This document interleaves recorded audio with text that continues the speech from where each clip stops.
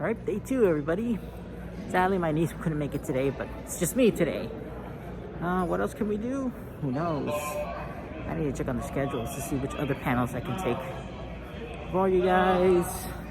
I'll make this a shorter vlog this time because part 1 it's already uploaded. So if you're interested in seeing what happened yesterday, you can look it up on my YouTube channel. You know. All right, here we go. The doors are not open yet, but they should be open a little bit. Over here, that's the main hall that we discovered a bit yesterday. And the guest hall, the area where all the greatest voice actors and actors are available to interact with. Trying to improve my vocabulary skills. I'm sorry, guys. Look how festive it looks. Hey, Minnie. What are you doing here? Just having fun today? Yep. Love the dress. Love the dress. How you doing, man? Yep, we're all good today, huh? Right here in CCR. Let's try that again, shall we? It's Flash Gordon again. He's so cool.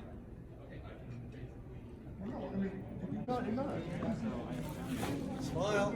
Hey, how are ya? Okay, so there's Instagram and Twitter and what? No, this Facebook. Yeah. TikTok? I'm the one where everybody does dancing. TikTok? TikTok. I have TikTok, guys. Don't forget to subscribe on that. So, if I walk down the line, ask questions. Oh, nice. TikTok. Okay, guys, would anybody be interested? Yeah, I'll consider it. And even better,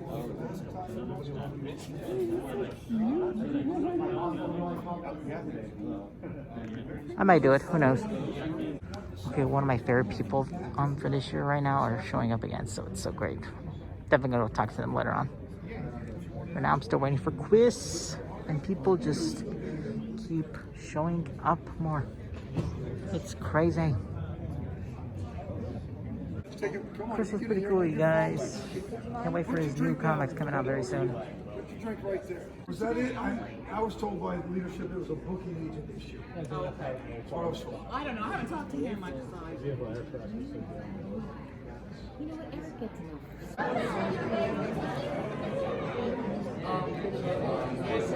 Okay, guys, my new vlog's just out yesterday, so go check it out, please. Thank you, guys.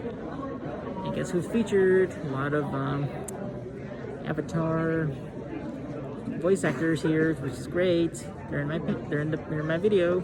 Check it out, please. I'm so dizzy right now. Oh my god. Yes, love it.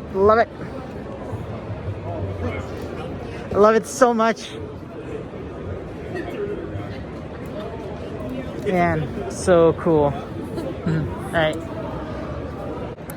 Well, it's not going to be that much today. I'm just going to go explore a little bit, meet a few people here and there. And yeah, just check out what I missed yesterday. A lot more artists showing up today. Meeting the voice actors again. Phenomenal. Love it so much. It's just great. I mean, love hanging out with people that work at Nickelodeon. It's just worth it, man. Let's see what else we got for the rest of the day. Right, highlights on that later. Hello again, guys. James. How are ya? Good. Good. Welcome back. Yeah, just glad I'm here right now. Happy to be here, man. Happy to have you here. Yep. Miss you guys. I mean, it was boring last night because it's over and Yeah. Well, we're today looks like it's going to be a fun day. Yep. Usually Sundays are usually the weakest, but here it's not that bad actually. Yeah. Just taking a little B-roll over here and a little over there.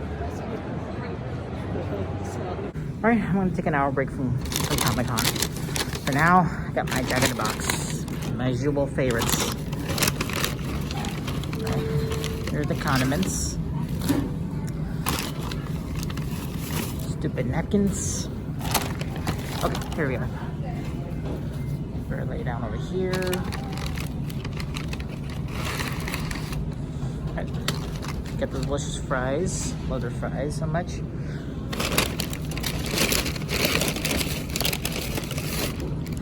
2 of their best tacos. I heard Jack in the Box originally required Del Taco, so that's interesting. And my all-time favorite from Jack's Spicy Chicken. And I actually doubled the patty for the first time. Kids, don't try this at home. Seriously, do not eat that much. And yet here I am with double spicy. Insane, isn't it?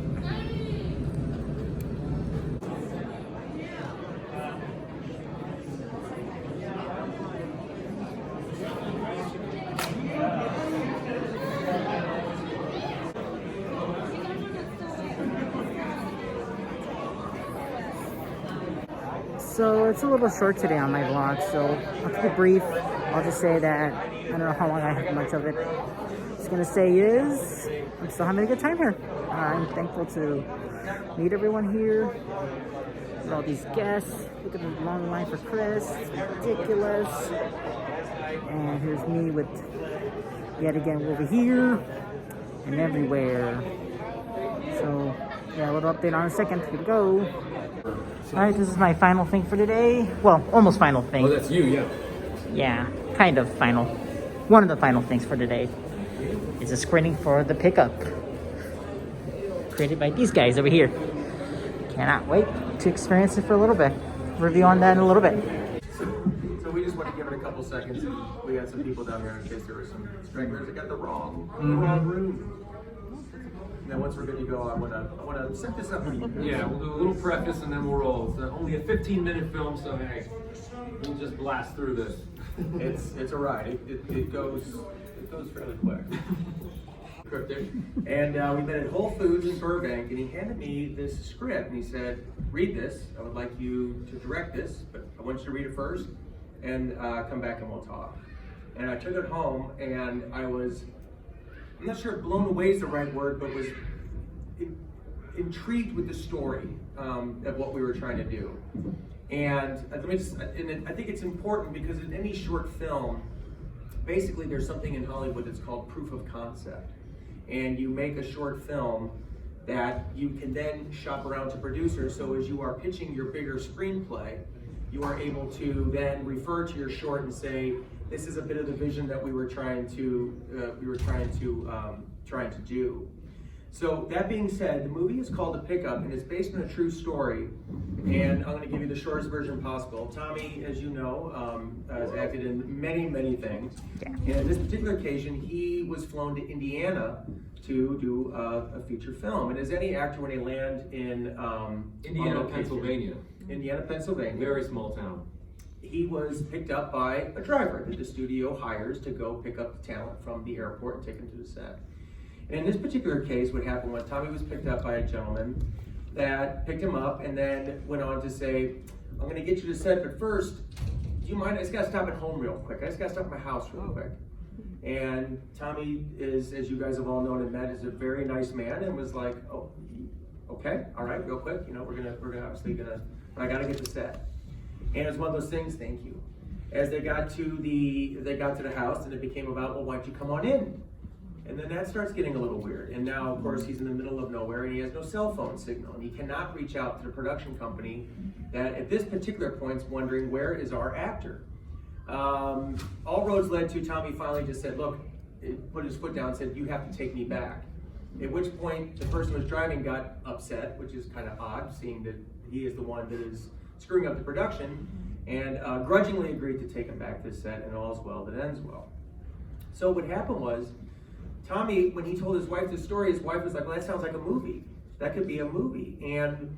But we did, what Tommy did, and this is back in 2019, and I just had the conversation with you, is that we didn't think it quite as interesting, a white male being picked up and kidnapped, if you were, taken to this place. And we decided upon, we made our protagonist, our hero, if you will, an Asian American actress.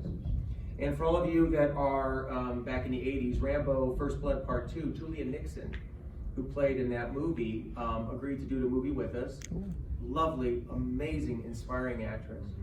And then, as we were shopping the script around to cast into it, Another wonderful actress named Dale Raoul jumped on the project as well, and she's basically been in everything.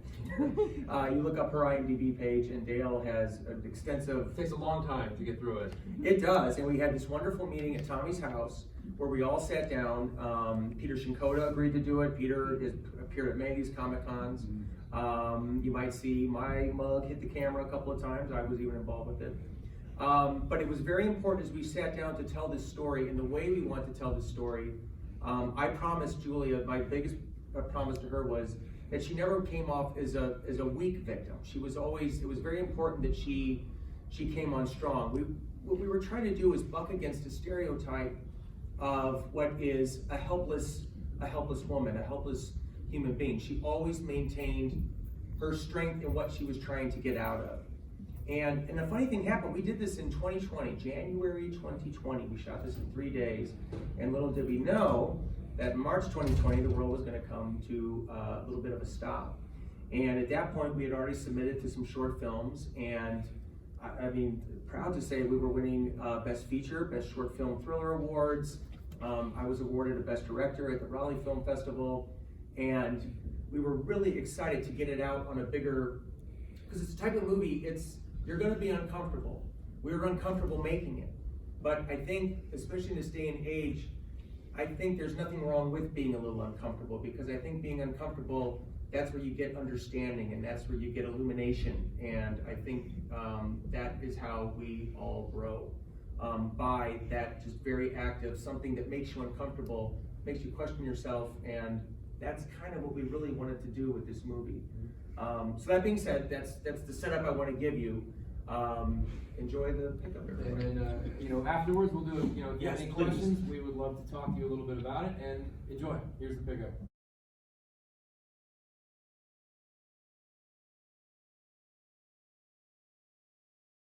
I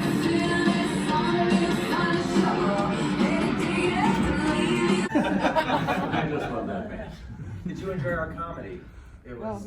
Yeah, it was a great Romance. comedy. It was a love story. It's funny. I haven't actually said. I mean, it's a funny thing when you finish a film, as you go through and edit, it consumes you. It becomes your life as you're constantly going through it. And my family just kept getting tired of, I'm like, now listen, do you hear? Especially sound mixing is a fascinating process. But this is the first time I've watched this straight through. I as well in a long time. Yeah. Because Yeah. this short film, as you may have heard at our table, is being shopped currently as a feature. It's not exactly the same film. For instance, the female lead could be any ethnicity, but she's also a lot younger. She's only 37. Because in Hollywood, it was brought to my attention many years ago that I don't know if you know this, but women in Hollywood, doesn't matter who they are, where they come from, when they're past 30, all of a sudden it's a lot harder to get a job. And in my ignorance, I didn't really pay much attention to that. And the struggles women have in Hollywood, let alone people that aren't white, let's put it that way. And luckily we're in a climate that's changing a lot. And I learned a lot from actors like Janina Gavankar, an Indian actress who's enjoying a lot of success right now, but it took her almost 20 years in the business to be in stuff like Borderlands and Big Sky and things of that nature. Peter Shinkoda, who's definitely paid his dues in movies like Midway, and Paycheck and all those, he's done a lot of great stuff, and Daredevil and all these wonderful We were things. lucky to get Peter. Yeah, we did not. That was the last minute. That was a wonderful. Well, for me to act on screen with Peter Shinkoda was like. he was excited. I had a different guy. Pete, Mike was doing the directing, and I had another pal of mine who really wanted to play this neighbor. And it turned out that he couldn't come at the last second. He was like, "I'm so sorry, and this is a shoestring budget." And I said to Mike, "You want to tap into the acting chops again real quick?" Yes. I could. I was like, "Oh, your poor friend," but yes. So anyway, that's where it left, and it's a lot more. The feature is a lot more about the female lead is more fleshed out in the sense that you find out a lot more about her career and how much she drew when she was 25 and big box office money, action flicks.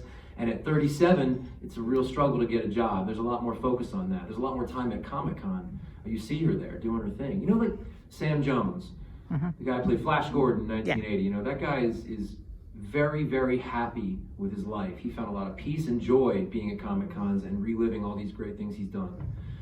And there's a lot of respect and admiration for a guy like that because he's so happy with that. There's other people that are actors who they can't quite see past that, and they constantly, it's never enough, and it's not satisfying, and unfortunately they lose that moment in front of them with the fans and with the people who actually put them there at the table. So there's a lot of commentary on that in the feature. Now, without jabbering too long, we really wanted to open it up to you guys quickly in case you had any questions, and we'll keep this short and sweet. Go ahead. So I really liked the whole family dynamic there was between the mother and son. Was any of that inspired by the movie Get Out? I mean, look, the company who produced Get Out is currently looking at my movie. Correct. I don't know if they'll take it, but it's pretty cool. So it's in that same vein. Okay. It's not inspired by movies like that 100%. I can't say it's like a direct pull, but yeah, there's a number of things that are at play there. That's not incorrect.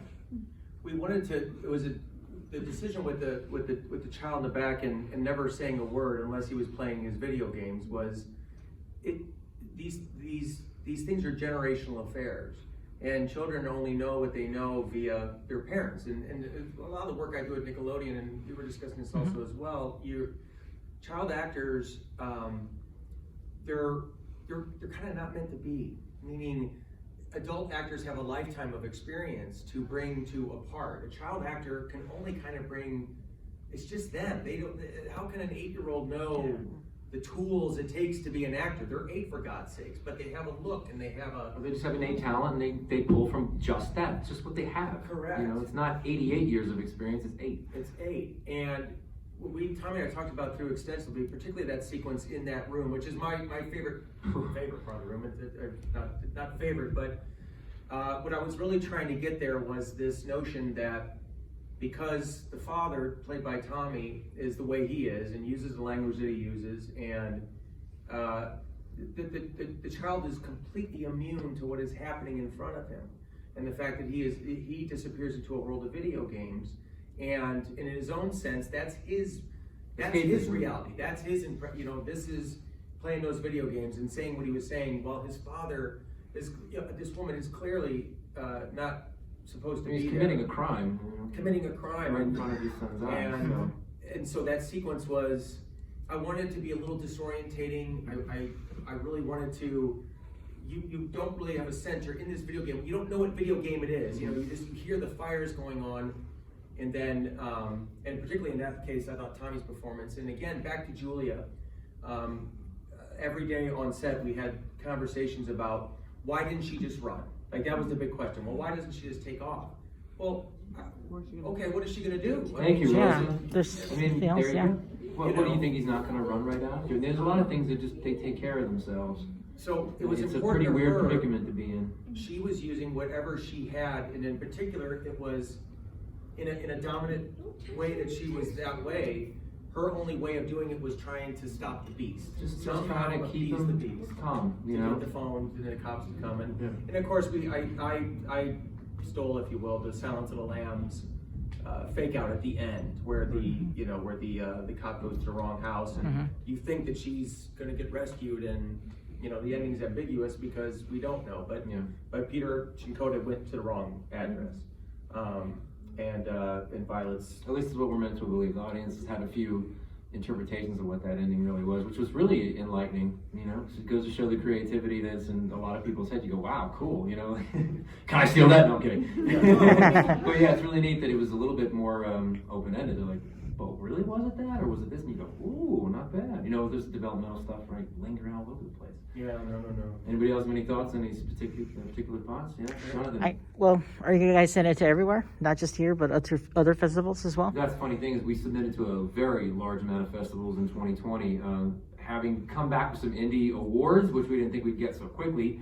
I think it was mainly because we got it in time. We went to some big ones. We shot really high, knowing full well that it wasn't winning Sundance, it wasn't winning all these other the big time ones, but we thought we'd play. And the fact that they accepted it and considered it and all those things, it's no small feat. But this was purely a proof of concept film. This was never the end of it. It was really a lot of things at play. It was strangely enough, I became a writer. I didn't really fully believe that till the script itself, the feature got picked up. Let me just tell you now, it's not because I'm like doing this. It took me about a year to gain the confidence that it was as strong as it was. It's really hard. It took about 20 people to say, you know, you think that everybody around you is just going to tell you, no, it's good, it's so good. And they're like, you know, and then they walk away going, holy crap. And then my literary manager had to sit me down and he said, Blumhouse is reading it. You're a writer. And I went, oh my God. Now, it took a long time. It was not just an easy thing. I didn't just cobble this together. But that's not really the point.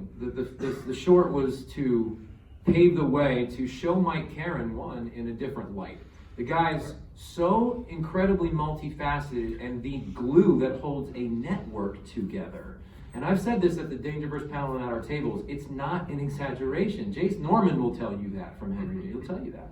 This guy is they've got him tapped so far in, it's like, they better count their blessings now because he's got a lot more projects that he's currently holding on because of how good he is. This was to show his single cam, manic, drama, thriller, take it way out of the box and show his ability. That was one of the main goals because he's coming with me to make this feature one way or the other in some capacity. We all know how Hollywood works, whether he's a director or a producer in some way, it's happening. But it was also for me to play a very different character than what people are used to. Was really not the main goal because I'm not playing this character in the feature. Let's just call that now. I'm not. It's not even on the table. I have a different game plan altogether. So I have a few specific names that I want to play that character. I wrote it for them. I did not write it for me. But in this case, it was the way to do it. So if that sheds any light on that. Julia Nixon, you know what I mean? Like it was, Oh, what a thrill. I didn't know she was going to Yeah. like, this is rough. Like this is really presumptuous for a white man to say, hey, I wrote this. So I sat down at her house and I said, is this out of bounds? I don't know. I'd like to be educated. It's like, is this off limits? Is what we're doing specifically wrong for me to do it, to produce it? And she said no. And she gave me a multitude of reasons why, because of the intention and the story that it's telling. And it's like Spielberg making West Side Story, okay? Mm-hmm. The business we're in, if everyone had their druthers, yeah, a Latino man or woman would make that movie as a director. We're not currently quite there yet, but at least they did everything they could within the powers of Hollywood to do this appropriately and respectively. And it's one of those things where it's like, we're getting there. We're getting there. But you can't do everything without the other at this point. It's one of those weird things. This business is really strange. We've come so far, and we're getting there. So that was really enlightening. And I guess maybe I've gone on too long about that. But anyway, anybody else have any thoughts? Justin? Yeah. Really See Jason throw a kick, but I mean, big deal. Then it becomes a whole different. So- it's an action thriller. Yeah, there's a lot more Starring to tell. Stallone So- and Dolph Lundgren. That guy, his name was Jeff. I won't say his last name, and he's real, and that's how he behaved. I wrote it all from reality. Yeah. Scary. And I think that was the other part too. Is It's true, Jackie. we He was wanna- real, man. We didn't want to develop him. I mean, unfortunately, speaks for himself. Yeah. You know, I think we've all come across the Jeffs in our life. And what's so interesting though, but back to what you were just saying, what's interesting about Jeff is, and that's why Julie and I had the discussions we had, is that he's a wimp. He's a coward. He's a coward. He, if ever faced with someone that would have got in his face, and that's part of the bigger screenplay as it's starting to go, he's weak. Yeah, and the thing about the feature is, I'll tell you this now, is this 37-year-old actress is, you know, it's not that long ago that she was 27 and she was an action star. She's doing all her own stunts. She's like Kelly Hu, you know, if she was Asian, if she's someone else, whatever. Like, take your pick. She didn't have Campbell from Scream, you know, like, tough. And she did all her own stuff. She was an athletic, strong woman. The thing about the feature is we forget is that she knows how to go. You know, she's like Ellen Holman from this new Matrix. Like, it's serious. You know, she's not a wimp. So there's a very new juxtaposition about this guy versus. Because I thought that It's was not so just a important. man versus woman, Yeah. old school, typical. No, this is a what's the word? Like a worthy foe. Yeah. It's interesting that you point out the fact of the former action star, because I feel like a lot of people, when they get into these situations where it's you feel like you're panicking, you lose all that. Yeah. So it's Sure. all your ability to function, really. I Yeah. mean, some people, can still, but most people just kind of freak out, and that also kind of goes back to the point, why didn't she just try and escape? Because she couldn't, because she was paralyzed with fear. And then we even rehearsed the. It's not so easy to implement, you know. Guys, do you want to say goodbye? All right. It's so nice to see you. Nice to see you too. You take care, okay? So, I guess that's it for CCR 2021.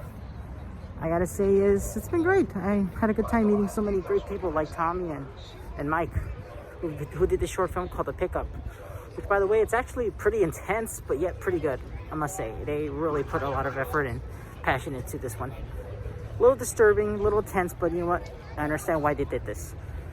Well, I don't think they spoiled a little too much on certain things from that film, but I must say, if you get a chance to see it, it's either in film festivals or whatever event, and they're premiering that movie, go check it out, you guys. It's called The Pickup. All right, so I'll just put in the name of the director and writer, Tommy and Mike. They're both good people. I mean, they work at Nickelodeon, working on Henry Danger and other shows, and they're double for the MCU and Netflix.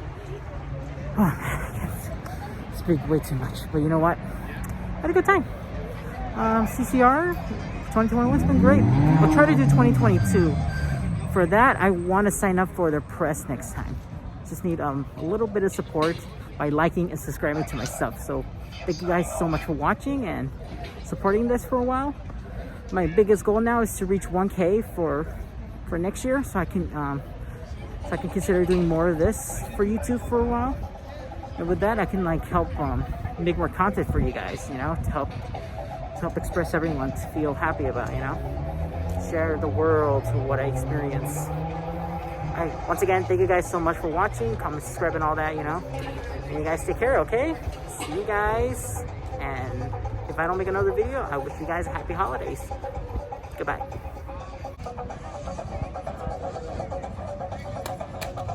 I knew this car was familiar. It was Miami Vice. I almost forgot how good the show was.